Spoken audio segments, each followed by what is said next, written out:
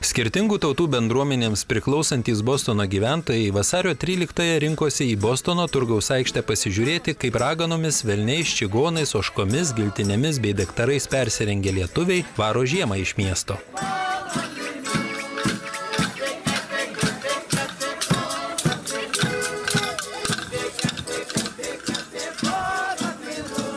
Bostono lietuvių bendruomenės organizuotos lietuviškos užgavėnės sulaukė dėmesio ne tik iš šiame rytų Anglijos mieste gyvenančių žmonių, bet ir vietinės žiniasklaidos. Ne vienas renginio svečias smalsiai klausinėjo, kokia čia šventė minima ir ką ji reiškia.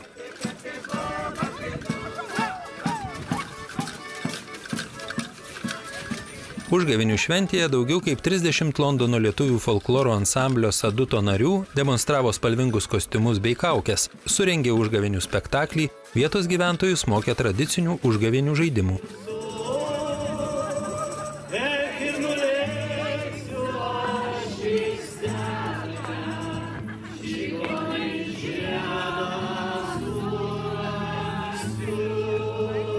Bostono lietuvių bendruomenės nariai mažuosius renginio svečius kvietė į kūrybinės dirbtuves, kuriuose buvo demonstruojama, kaip pasigaminti kuo įspūdingesnę užgavėnių kaukę.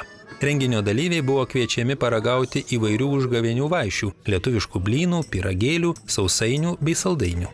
Pasak Bostono lietuvių bendruomenės pirmininkės Jūratės Matulionienės, panašius renginius organizuoti yra labai naudinga, nes per juos vietos gyventojai gali susipažinti su įvairių kraštų kultūra bei tradicijomis.